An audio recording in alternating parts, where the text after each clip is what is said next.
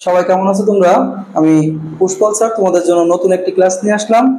এটা হচ্ছে ফাইন্যান্সিয়াল ম্যানেজমেন্টের পঞ্চম অধ্যায়, ক্যাপিটাল মার্কেটিং ফাইন্যান্সিং এর সূত্রের দ্বিতীয় দ্বিতীয় ক্লাস।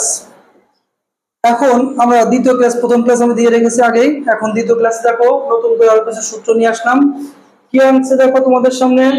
এক নম্বরে অঙ্কে যদি old share, market price per share P nought, new share ও সাবস্ক্রিপশন প্রাইস দেওয়া থাকে, তাহলে ভ্যালু অফ দ্য ফার্ম বের করার জন্য সূত্র হবে ভ্যালু অফ দ্য ফার্ম আমরা সংক্ষেপে ভি দ্বারা প্রকাশ করি। ওল্ড শেয়ার গুণ P not plus new share গুণ এসপি।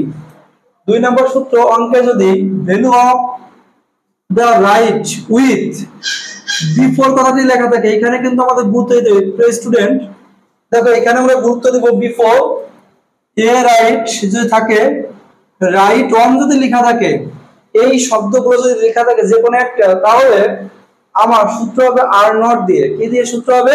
আর নট। আর নট সমান P nought minus SP divided by N plus on.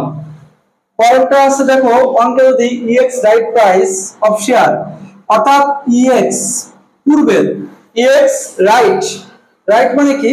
অধিকার, অফ প্রাইস অফ শেয়ার, শেয়ারের প্রতি কতটুকু অধিকার ছিল, অথবা মার্কেট প্রাইস অফ শেয়ার, অথবা যদি আফটার কথাটা লেখা থাকে, কি কথাটা? আফটার কথাটা যদি লেখা থাকে,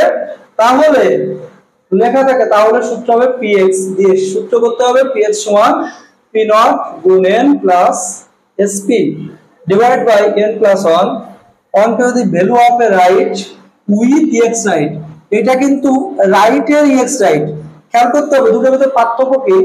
একটা ছিল শেয়ারের এক্স রাইট, শেয়ারের এক্স রাইট, আর একটা আছে এক্স রাইট কার? রাইটের, রাইটের এক্স রাইট দেওয়া থাকলে সূত্র হবে ভি আর সমান PX minus SP divided by N. অঙ্কে যদি market price of share P nought, number of right N ও ক্যাশ দেওয়া থাকে, তাহলে বিফোর রাইট পোর্টফোলিও বের করার সূত্র হবে বিফোর রাইট পোর্টফোলিও সমান পি নট গুণ এন প্লাস ক্যাশ।